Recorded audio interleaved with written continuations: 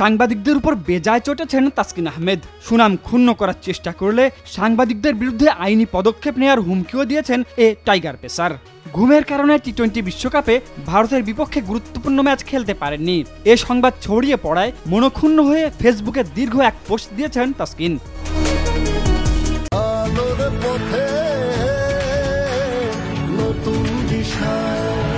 পোস্টে নিজের অবস্থান ব্যাখ্যা করতে গিয়ে শুরুতেই এ সংবাদকে গুজব হিসেবে অভিহিত করেন তাসকিন আহমেদ। তবে তিনি স্বাভাবিক সময়ের চেয়ে দেরিতে ঘুম থেকে উঠেছেন বলেও স্বীকার করেছেন।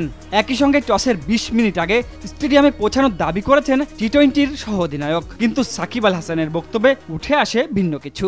ওয়েস্ট ইন্ডিজ যেহেতু একটা ডিফিকাল্ট জায়গা, ওখানে আসলে এই ট্রান্সপোর্টেশনের সাপোর্টটা অনেক ডিফিকাল্ট ছিল।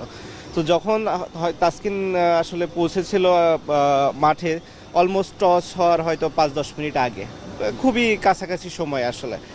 তো স্বাভাবিকভাবে ওই সময়টা ডিফিকাল্ট ছিল টিম ম্যানেজমেন্টের জন্য সিলেক্ট করা ওকে। ক্রিকেটের রুলসে এইগুলো নাই, এরকম না যে আপনি এরকম যে ঘরের থেকে ডেকে পুরো টিম ওয়েট করে না। টিম কখনোই ওয়েট করে না, এটা কোথাও হয় না।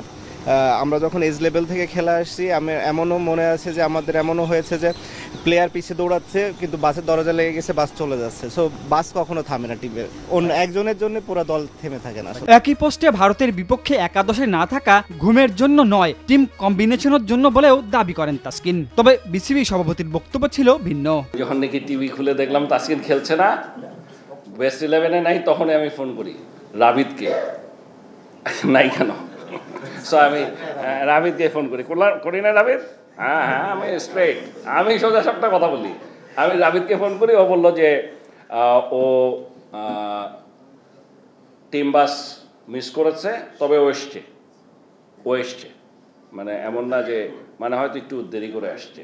এখন ও কি কেন আসে নাই, কেন দেরি হয়েছে, সেই রিপোর্টটা না পাওয়া পর্যন্ত একটা পারি আমি নিজেই ডেকে জিজ্ঞেস করা, আরেকটা হচ্ছে this report should come from, আমি মনে করি আমাদের কনসার্ন ডিপার্টমেন্ট থেকে। পোস্টের এক পর্যায়ে ক্রুডিরা সাংবাদিকদের মিথ্যা গল্প না লিখতে ও বিষাক্ত পরিবেশ তৈরি না করে সৎ ও পেশাদার সাংবাদিকতার নসিহত করেন তাসকিন আহমেদ। অন্যথায় মামলার হুমকি দেন। টাইগার পেসার লেখেন, ভবিষ্যতে আমি আইনিভাবে এ ধরনের বিষয়ে ব্যবস্থা গ্রহণ করব, যাতে কেউ ক্রীড়াবিদ বা মানুষ হিসেবে আমার সুনাম বা অখণ্ডতা ক্ষুণ্ণ করার চেষ্টা না করেন।